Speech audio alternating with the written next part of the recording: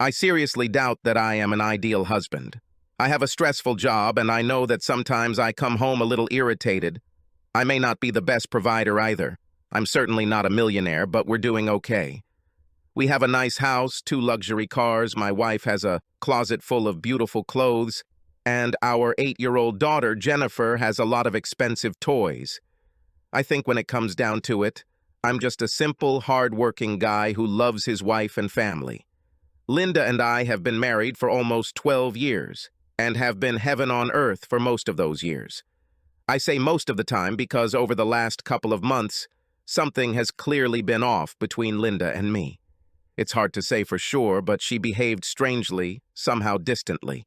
On several occasions, for no apparent reason, she found cause for reproach for something I did or said. It's not her style at all. I tried to discuss this.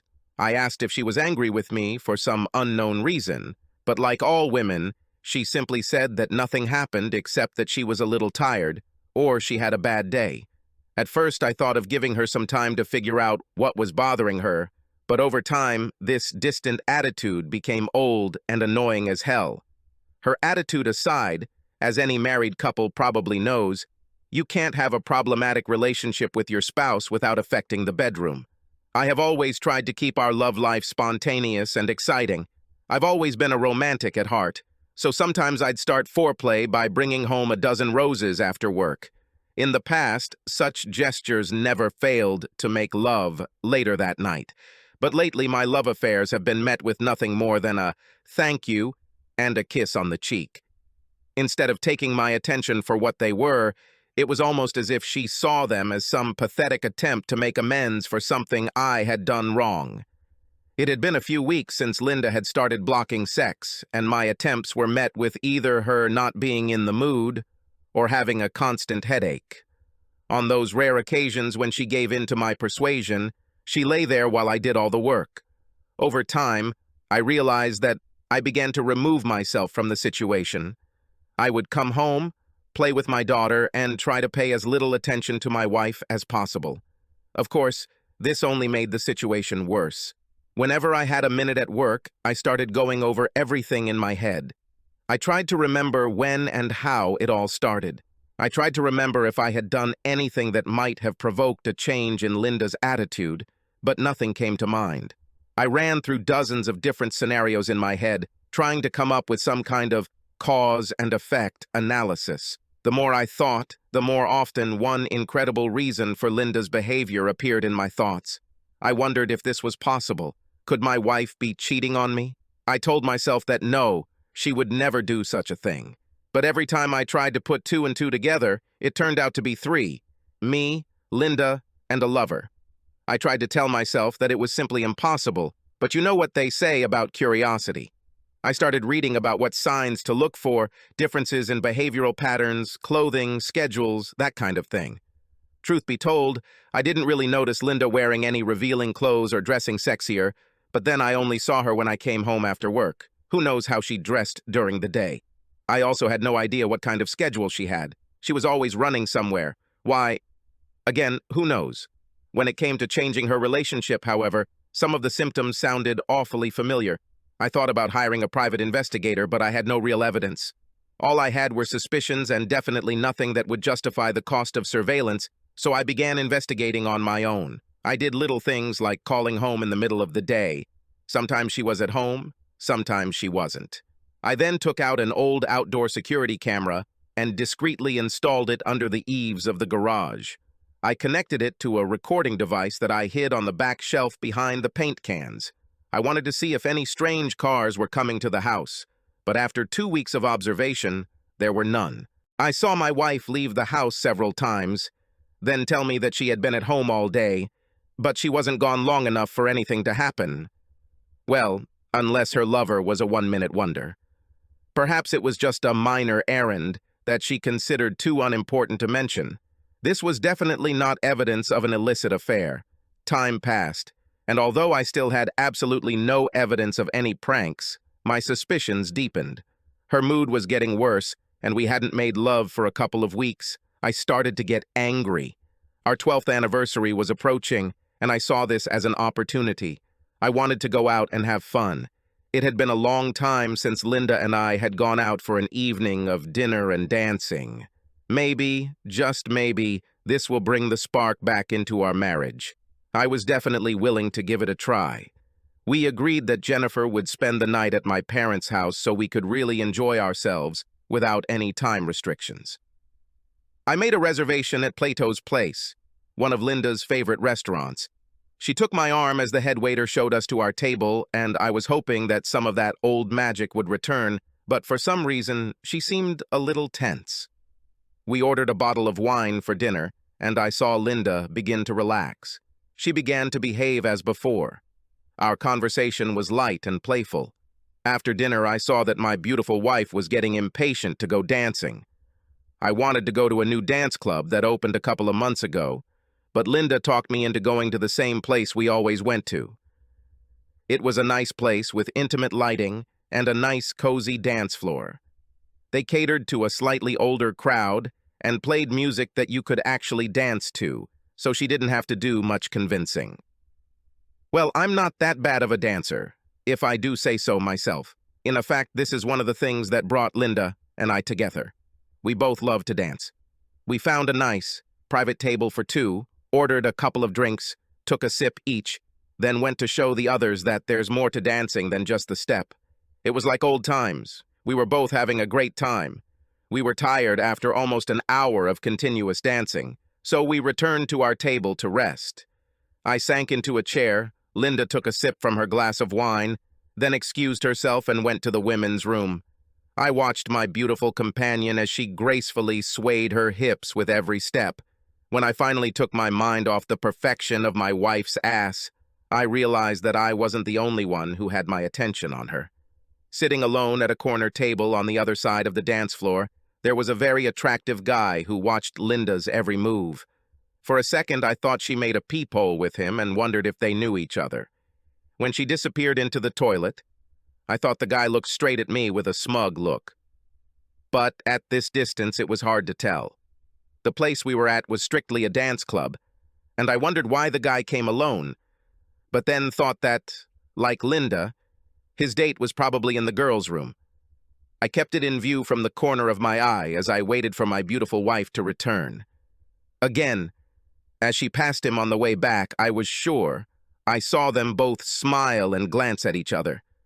Suddenly, all my suspicions returned. "Honey, could you bring me another glass of wine? This one's gone bad," Linda asked me as she sat down. I was already feeling uncomfortable and especially didn't want Linda sitting alone while I waited at the bar for some busy bartender to leisurely fill my order. I looked around and caught the eye of one of the barmaids. I thought Linda looked disappointed when the young lady approached the table to take our drink order. I just knew the evening was going to go wrong. I felt it in my bones. I looked over my shoulder and saw that guy was still sitting there, alone. He was definitely alone. "Who's that guy in the corner?" I asked. I caught her off guard, and for a moment there seemed to be panic in Linda's eyes. However, it didn't take her long to come to her senses. "Which guy?" The hesitant tone in her voice told me I was on the right track. "That guy over there, the one you made eyes at on the way to the toilet," I insisted. "Darling, I don't know what you're talking about," she countered innocently. "I didn't make eye contact with anyone." As soon as our drinks arrived, I saw Linda's eyes quickly dart over my shoulder. I looked back and saw Mr. Loner approaching our table. He didn't even glance in my direction. He walked around where I was sitting and looked straight at Linda. "May I have this dance, please?" he asked her. I immediately perked up. "No, thank you," I snapped. This caused a reaction. "I spoke to the lady?" He grinned dismissively. "Yes, well, the lady is my wife, and I say who she can and cannot dance with." Then Linda intervened. "Harry," she said, "you're a brute." "Rude. Do you know this guy?" I could see how the question took her by surprise. "He's the one I was talking about. I don't know what your relationship is, but he just walked up and asked my wife to dance without even bothering to look my way. It's not only rude, it's extremely disrespectful." "Hey, Mac." Mr. Loner started to put in his 2 cents, but I cut him off. "Don't interfere. I'm talking to my wife, and I definitely don't need your comment." I turned back to Linda and continued. If he had asked if I minded you and him dancing together, I might have agreed, but now, not for anything in the world. Harry, she said now with rage in her voice, you are being foolish. There is nothing between this gentleman and me, and yes, you and I are married, but you don't own me. I am not your slave, and if I want to dance with someone, I will. I couldn't believe my wife was talking to me like that. She never disrespected me like that. I was seething with anger, and any hopes of having a nice romantic evening with my wife were gone. However, I tried to control my anger. As I tried to calm down, she continued. Honey, I just want to have fun, she said much softer now. Linda, it's our anniversary. I want to have fun too. But with you, and sitting here watching you dance with someone else is not my plan for fun, especially when I asked you not to dance with him. You're right. I don't own you, and I can't stop you from dancing with him, but if you do, you better find someone to take you home, because I won't be here. After 12 years together, I could read Linda like an open book. When she looked at my face, her expression was full of anger. I was surprised that she couldn't see the same thing in me. Well, it's rude to make this gentleman stand here while we argue, so I'm going to dance with him and we'll talk about it when I get back, she said sharply. The idiot had a smug grin on his face as he held out his hand for her to take. Linda put her hand in his as she stood up and they hit the dance floor together. I'm sure they didn't even see me leave because I was out the door before they even started dancing. I was already 8 blocks away when my cell phone rang. Where the hell are you? Linda asked in a very humble voice. I'm on my way home to pack my things. Why do you ask? There was a pause. What are you talking about? Packing your things? Where are you going? I don't know yet. All I know is that I'm leaving you, I said. I've had enough. You can't be serious, Harry. It was just a dance. One pathetic dance. Are you going to throw away 12 years of marriage over a dance? It's not about the dance, Linda. Why would you stay married to a man you don't love or respect? I'll be honest, I didn't catch you, but I'm pretty sure you're cheating on me. I'm suspicious of this asshole. Who were you just dancing with? I saw the way you looked at each other when you went to the toilet. When he came to our table, he treated me with the same respect that a guy shows to the husband of the woman he's having fun with. None. Harry, she said in a softer voice, I really love you and respect you. I told you there's nothing between that guy and me. I would never cheat on you. Why would you even think that? You have to be kidding. We haven't made love in over 2 weeks. When we do, you don't even participate. You just lie there. You've been irritable for the last 2 months. And don't tell me you respect me because that's not true. You proved it tonight. If you're not having an affair, you're damn good at faking it. There was only silence from the other end of the line. Finally, I'm sorry, Harry. I didn't realize. I'm sorry for the way I acted. I'm sorry for tonight. I'm sorry that I gave you reason to think I was having an affair. She paused briefly.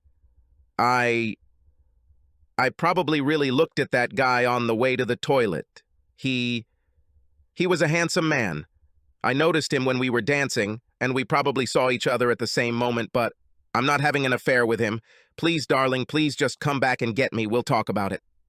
No, like I said, I've had enough. I told you if you dance with that guy, you'll have to find another way home, and I meant it. I'm pulling into our driveway now. I'll be out of here by then. How will you come back? If you are having an affair, maybe you should just go home with your lover and forget about me. Honey, please believe me. I'm not having an affair. Please watch. I'll take a taxi, but please just stay there until I get back. Now I recognize the desperation in her voice, quite different from earlier. We need to talk about this. Please, I'll be home soon, she pleaded before hanging up. I pulled into our driveway, went upstairs, and packed my bag. I left the house in 12 minutes. I wondered if she was really going to take a taxi home or if the jerk guy would drive her, so I drove down the street, turned off my headlights, and waited to see. About 15 minutes later, a yellow taxi pulled up to the house. Linda got out and ran into the house. I saw what I wanted to see and went to the motel. Almost immediately, my phone started ringing again. I turned it off. I still had no proof of infidelity, but I had very strong suspicions. I was pretty sure Linda and the guy she was dancing with knew each other. I thought now might be the time for a private investigator. If I had not been home, perhaps she would have gone to her lover for comfort. The next day I looked through the yellow pages and found the detective with the best ad. I went to his office and made an advance payment. After that, I went to work. Tracy, my secretary, told me to call my wife immediately. She said Linda had already called 20 times and something was definitely wrong. I explained that Linda and I were having problems and that I had no intention of answering her calls. I asked Tracy to explain this to her the next time she called. I also called the receptionist at the main entrance and told her not to let Linda into the office if she came. I wanted to give the detective time to see what he could find. Now it was just waiting. A little later that day, Andrea, our neighbor, called me. I knew it would be about Linda, but I didn't want to seem rude, so I answered the phone. "Harry," she began, "Linda told me what happened that night. She's frantically trying to apologize, but she says you're not talking to her." "It's true," I said. "I have nothing to talk to her about." I heard a small sigh from the other end of the line. "She also said that you suspect her of cheating. Do you really believe that?" "I'm afraid so," I replied. "She was acting strange over 2 months ago. That night only confirmed my suspicions." "Confirmed?" "She said all she did was dance with some guy." "No, that's not entirely true. I saw the way they looked at each other before he even came to the table. He was extremely rude to me, and Linda took his side and followed his lead. I warned her of the consequences if she danced with that idiot, but she didn't care. I'm pretty sure they're lovers." "Harry, I'm sure you're wrong. I've lived next door to you for years. I believe I would have noticed if Linda was cheating on you, and I've never seen any evidence of it. I've never seen any strange cars in your place. I've never didn't see any strange men. Please, she knows it was wrong to dance with that guy. She said she was angry because you said she couldn't dance with him, but she thought about what you said, and she realized that you were right. Believe me, Harry, I know Linda, and she is not cheating on you. She loves you. You know that as well as I do." "I'm not so sure anymore, Andrea. She certainly didn't act out of love that night, that's for sure." "Please, Harry, please, just talk to her. You'll never solve anything if you don't talk." I knew she was right, of course, but I wanted to give the detective some time. "Andrea, do me a favor. Tell her I'll call her in a couple of weeks. I still need to think about it." Again, I heard a sigh. "Okay, Harry, I'll tell her. But please call her later. Promise me. Please." "I promise," I told her. We said goodbye, and it got me thinking again. Andrea and her husband Don were good friends of our family. I couldn't imagine Andrea lying to me. If Linda cheated on me, she did it very skillfully. For the next 2 weeks, I was on pins and needles. I contacted the detective a couple of times, but all he said was that he didn't have any news yet. Finally, he called and asked me to come to his office. My stomach knotted as I sat down. He pushed a folder with cuffs across the table towards me. My hand shook when I took it. "You can skip the boring stuff," he said as I opened the first page of his report. "Just go to the bottom of page 5. I nervously flipped through the pages until I found what I was looking for. Evidence? After a thorough investigation, this agency found no evidence to support the client's suspicions of infidelity on the part of his spouse. I think my jaw hit the floor. I wasn't sure how to react. Of course, it was good news, great news, but I was so sure she was cheating. "Are you sure?" I asked, looking at the man across the table again. "Mr. Fremont, I've sent someone to watch your wife's every move for the last 2 weeks. We've been watching the house, monitoring her calls, and following her every time she goes out. We've checked her phone records and credit card statements. We've got nothing found. Not a single piece of evidence that would suggest she was having an affair." I was so relieved that I could barely restrain myself from bursting into tears right in his office. "Go home, Mr. Fremont. Go back to your wife and child. In my profession, I don't often see happy endings." I thanked him and returned to my motel room. I still needed a little time to sort everything out. I spent the weekend going over everything in my head. Monday morning, I called Linda. Her voice was weak and shaky when she answered. "Hello? It's me," I said. "Are you okay? You don't sound good." There was a short pause. "Harry, oh Harry, I'm so sorry, so sorry. I just don't know what to do if you don't come back to us. I tried to stay strong for Jennifer, but all I did was cry. I'm so sorry. I think I just started taking you for granted. You were absolutely right. I should have told that guy I was with my husband and told him to go to hell." I heard her start crying again.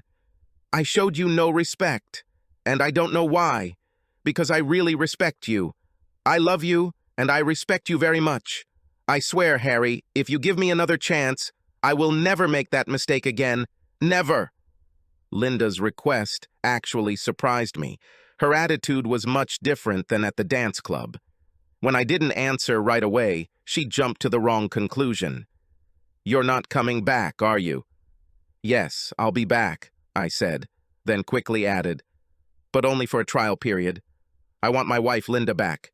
And I don't mean the woman I've been living with for the last 2 months. I mean the woman. The woman I fell in love with. The woman I married. She's here, Harry.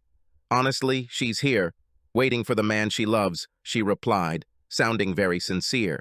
"We'll see. After everything I've been through, bad relationships, lack of passion in the bedroom, disrespect, I'm still not convinced, Linda. Not yet. I need to stop by the motel after work and pick up my things, but I'll be home this evening," I told her. There was a pause on her part before she spoke. "I love you, Harry. I'm so sorry for treating you the way I did. I don't want to lose you." I can't say that I have no doubts. I was still angry, and despite all the evidence to the contrary, I just couldn't shake the feeling that Linda knew that guy in the dance hall. After work, I picked up my things and went home. Jennifer came running and almost knocked me down at the door. She asked where I had been. I explained that I had been on a business trip for some time. Obviously, she knew nothing about our problems. Linda was there too. She hugged me and covered me with kisses. I responded to her kisses passionately. After all, I couldn't deny that I loved my wife. That was 2 years ago, and married life was wonderful again. Linda became the woman I married again, both inside and outside the bedroom. A couple of months ago, she surprised me for my birthday. In the past, we had always celebrated Linda's birthday as a special day, but we only started celebrating mine after I returned home. Yesterday was our 14th wedding anniversary. This time, Linda planned the entire evening. When I got home from work, she surprised me with tickets to a restaurant theater to see Man of La Mancha, one of my favorite plays. After that, we went to the embankment and walked along the beach. The moon was shining and warm breezes were blowing from the lake. "Thank you for a wonderful anniversary," I said, hugging her and holding her close. What is this?" she asked flirtatiously, feeling the tension in my pants. "I think we should go home and do this." I agreed, and within half an hour we were in our bedroom, tearing each other's clothes off. As it turned out, Linda did not give up the initiative for that night. As soon as she undid the buttons on my shirt, she pulled it halfway down my back, then stopped with my arms in the sleeves. She ran her nails down my chest as she lowered herself to her knees. As of today, I don't really know if she cheated on me or not. I'll probably never know for sure. I know I'm glad I decided to come home. Although according to the calendar, spring had arrived a couple of weeks ago, this was the first day that Linda was able to leave the house without a winter jacket. Finally, another Chicago winter is behind us. When she stepped outside, Linda inhaled the fresh smell of morning dew left after the overnight April rain. She smiled, remembering the warm, protected feeling of lying in her husband's arms, listening to the soft rhythm of the rain. On the way to her car, she noticed beautiful blue wildflowers growing on the lawn. She was amazed at their persistence. No matter how bad the winter was, they persisted in the pursuit of a new beginning, a new life every spring.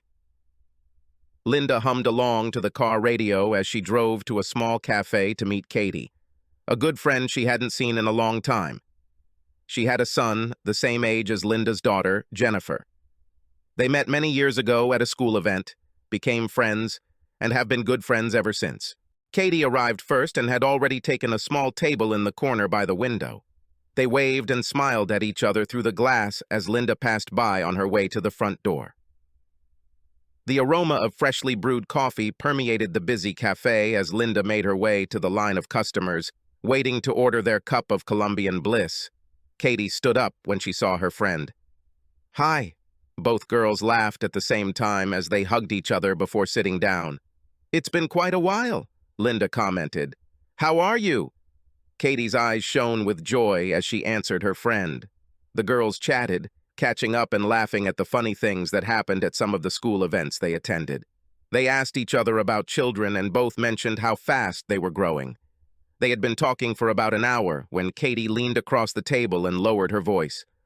"Linda," Kathy said almost in a whisper, "can you keep a secret?" "Yes, of course," Linda replied, gesturing to lock her lips with a key. "What's happened?" "I shouldn't even tell you this, but I need to get it out, or I'm going to explode. Well, kind of dating this guy." Linda's head rose sharply from a sip of coffee to look her friend in the eyes. "What do you mean, like dating this guy? Are you having an affair?" Katie pursed her lips, half smiling. Well, we haven't done anything yet, but I'm thinking about it. I know it's bad, but I feel so alive when I'm with him. His name is Cody. Isn't that a great name? I know I shouldn't, but I really like this guy, and I'm afraid he'll lose interest in me if I don't sleep with him. So, let me ask you this," Linda said. "Are you ready to lose your husband because of him?" "Oh no, of course not. I'm not talking about marrying him, just, having a little affair. The spice of life, as they call it," she said with a smile. "I would make sure Bruce would never find out. He would feel really bad if he found out I was sleeping with someone else." She began to take a sip from her cup. "Besides, Cody is married too. We'll both have to be very careful." For the past 2 years, Linda had been living with a secret that she had never told anyone about and was going to keep it a secret. She looked at her friend and decided to take a chance. "Katie, remember a couple of years ago when Harry and I were having problems? He even left me for a while. Remember?" "Yes, I remember, but I never knew what it was. You never talked about it, and I didn't want to mind my own business. I haven't told anyone, and you must promise never to say a word about what I'm about to say to another living soul." She waited for a clear signal from her friend before continuing. It took a second, but Katie realized what she was waiting for. "Oh, yes, of course, Linda, I promise. If this ever comes out, I'm sure it will ruin my marriage. That's why I haven't told anyone, but, well, you need to hear this, Katie, before you ruin your own marriage."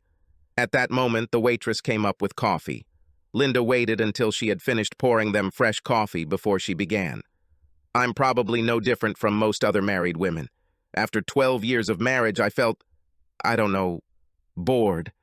Everything had become so routine. It was strange. After all these years, I looked around and thought, where am I going? Nowhere. I'm stuck here. I have no real life for myself." "Exactly," Katie interjected. I know how you feel, Kat. I'm sure most women feel the same way. It doesn't mean you don't love your husband. I love Harry with all my heart, but, well, it suddenly seemed that it wasn't enough, like something was missing. I think I even started to slip into a little depression. Nothing seems fun anymore, not even sex. It really wasn't anyone's fault. Hell, Harry was going out of his way for me, especially in the bedroom. I should have been the happiest person in the world, but nothing helped. Even school activities were a heavy burden. Linda took a sip of her coffee and looked at Katie to make sure her story was getting through to her. She saw that she had her attention, so she continued.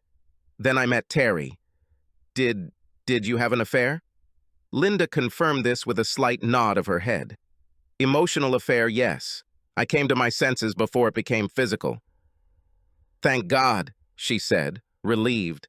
"One day I was in that little grocery store on Marshall Avenue and I saw him. God, Kathy, he was amazing. He had these rugged, handsome features with sandy hair and sparkling blue eyes like Robert Redford. He was tall, I guess. Over 6 feet, and even with his clothes on, it was clear that he had a good physique. I knew I was staring, but I couldn't look away, until he looked at me and smiled. We started flirting with each other. This was exciting and seemed so daring. Eventually, I came to my senses. I needed to continue shopping, so I went to the produce section. As I was reaching for the tomatoes, I ran into him. He looked at me with his big blue eyes and that amazing smile and said, "Hi." I knew I was blushing again. He extended his hand for a handshake and introduced himself. He immediately noticed my wedding rings, but that didn't seem to bother him. It was flattering to think that a guy like that could be interested in me. We chatted and joked in the hallways until we both bought what we needed. Then, when we got to the checkout, he gave me his number and said I should call him next week for lunch. Katie now listened carefully to her friend's story. It was so similar to her own situation. I almost threw his business card away when I left the store. I thought, yeah, sure, I'll call you, and we'll have this incredibly hot affair, and then my husband will kill us both. But I didn't throw it away.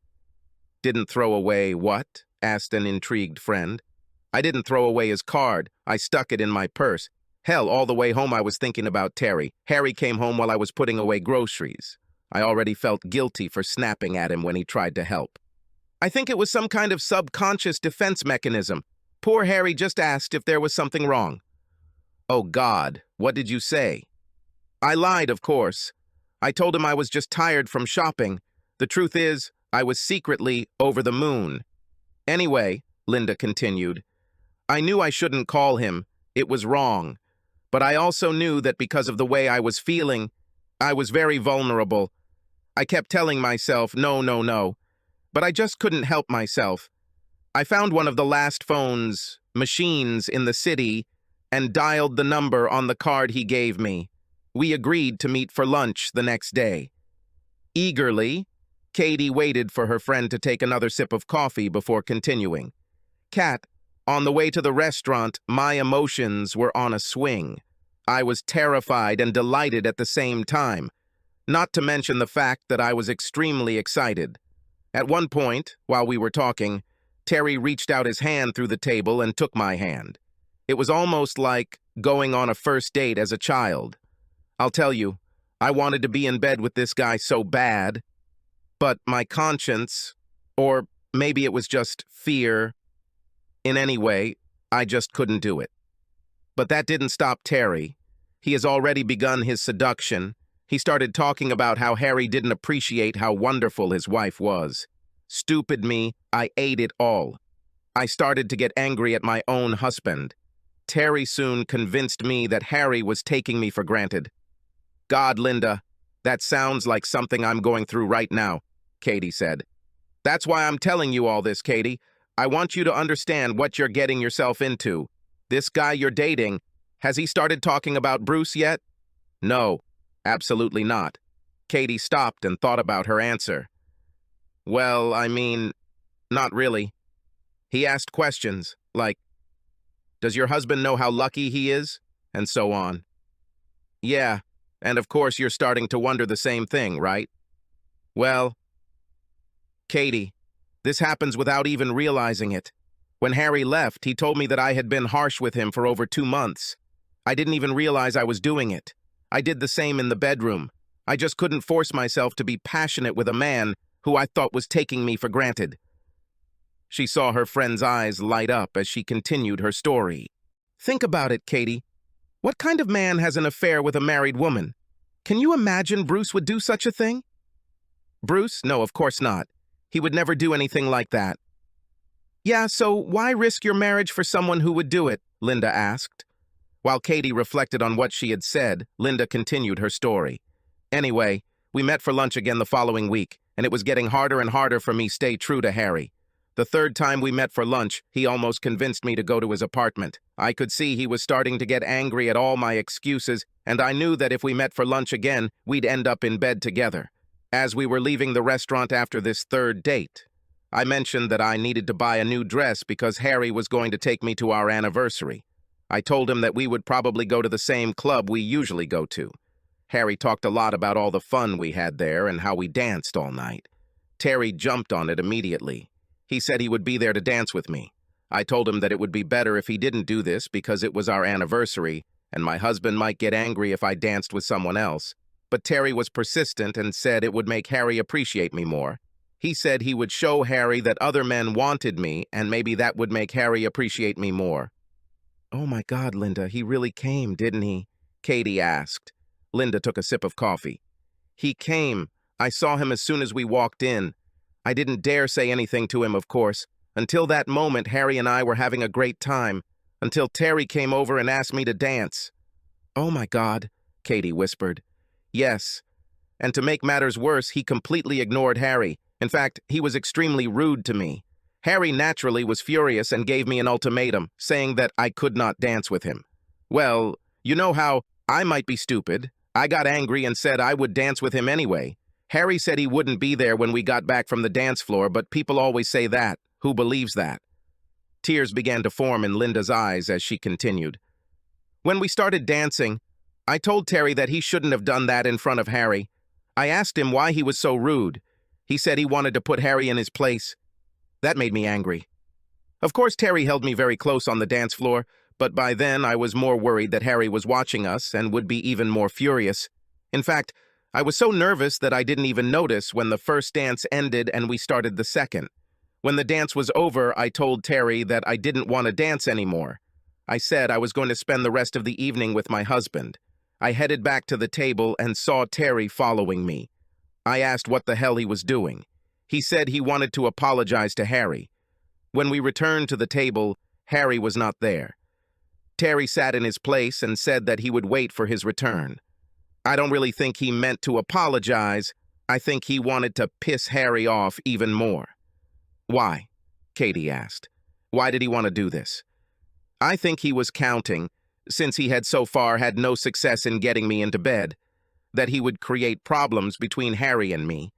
I'm sure he was hoping that I would come running to him to cry about him. Shoulder. I imagine he thought he would comfort me in bed for the rest of the night. I thought Harry was in the men's room. I told Terry to go back to his seat, but he continued to hesitate. When the waitress came over, he ordered our drinks. That's when she asked if we wanted to start a new account. I asked what was wrong with the first bill. She said Harry paid for it before he left. Katie, I swear I saw my whole life before my eyes, at least my married life. I couldn't believe he just left me there. Linda's face became increasingly tense as she continued her story, and this resonated with Katie. Her own emotions began to emerge. One tear escaped Katie's eye and rolled down her cheek. "You shouldn't have told me all this, Linda. Look at you. You're crying. Let's stop here." No, I want to tell you the whole story, Katie. You need to know the whole story. It's important. So that's where I left off. Oh yeah, I know. I immediately took out my phone and called Harry. I asked him to come back and pick me up. Then he told me he thought I was having an affair, and he even suggested it was with Terry. He said he was going to pack up and leave and didn't know if he would come back. Linda took a napkin. "God, Katie, it hit me like a bolt from the blue," she said, wiping the moisture from her eyes. "It was like someone turned on a light, and everything suddenly became clear. It wasn't Harry who was taking me for granted. Hell, he was doing everything he could to help. It was me taking him for granted. Him and Jennifer as well. The life we built together. I realized I was risking my entire marriage for some jerk. I asked Harry again to come back and pick me up so we could talk, but he refused, so I called a taxi." "And Terry, what was he doing all this time?" Katie asked. "Oh, he didn't give up yet, not right away. He said Harry didn't deserve me and that I should leave with him. I told that idiot to get the hell out," she said with a smile. "Even after that, he tried again. He followed me outside to wait for the taxi. When it pulled up, he grabbed me and tried to kiss me. I kneed him right in the balls. As he hunched over in pain, I told him that if he ever tries to contact me again, I will sue him for sexual harassment." Katie grabbed her friend's hand as Linda wiped away another tear. "Anyway, by the time I got home, Harry had already left. I tried to call him, but he turned off his mobile. Katie, I was so scared. All I saw was my marriage crumbling before my eyes. My whole family, everything we worked for, was going up in smoke. Believe me, Katie, I've never been so scared in my life.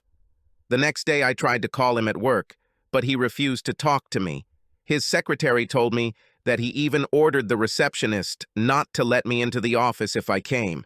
I became desperate, so I went to talk to Andrea, our neighbor. Harry liked her and her husband, so I thought maybe he'd talk to her. Well, he talked, but all he said was that he needed time to think, and he would call me in a couple of weeks. I knew putting pressure would only make things worse, so I decided to give him space. These were the worst 2 weeks of my life. When Jennifer was around, I tried to stay strong and just tell her that Dad was on a business trip, but as soon as she left, I just cried. I thought I had lost everything. Harry was so angry that I really didn't think he would come back to me, especially if he thought I was cheating on him. Linda was crying now, remembering the pain she had gone through. "Sorry," she said to Katie. It's hard to remember even now." She took a deep breath and then continued. "As I was saying, Harry finally called and said he was coming home. Katie, I was so close to losing everything. Believe me, it made me realize what I have and how incredibly lucky I am. After all, Katie, love must conquer passion. I love Harry and he loves me. In my opinion, there's not a single man in this world who would be worth the risk of losing it."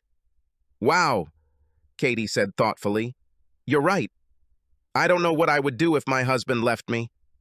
Have you ever told Harry the truth?" "Are you kidding me? With how close I came to losing him, I wasn't going to risk it again. Katie, I live in constant fear that one day he'll find out.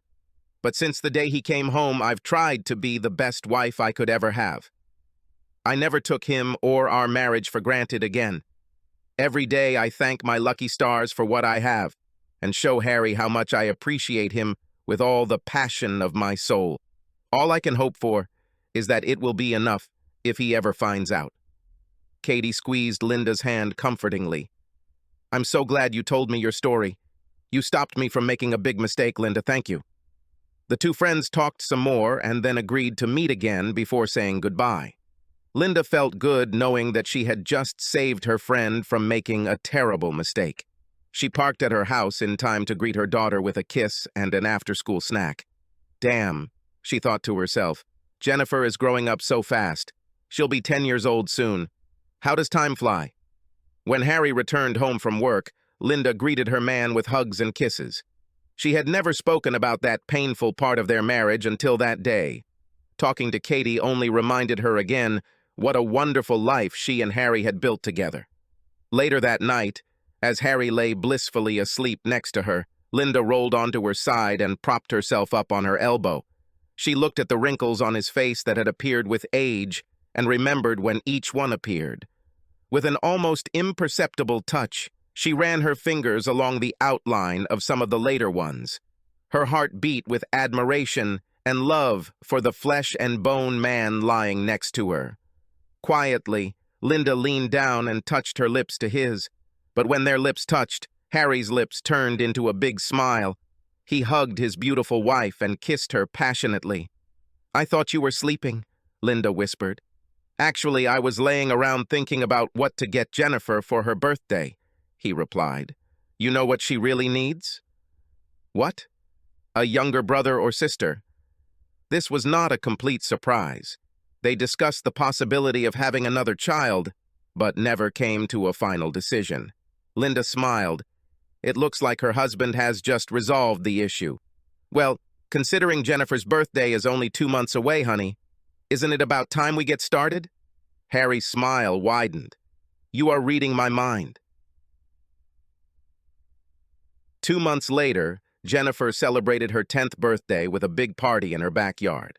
Mom and Dad invited all her friends, and there was enough ice cream and cake for everyone. After the party, Linda and Harry gave their daughter another surprise, giving her another expensive toy, and news about the imminent arrival of a little brother. Subscribe to our channel so that your second chaff doesn't cheat on you, and go ahead and listen to the next story, because this story is nothing compared to the next one. If you're under 18, don't even think about listening to the next one.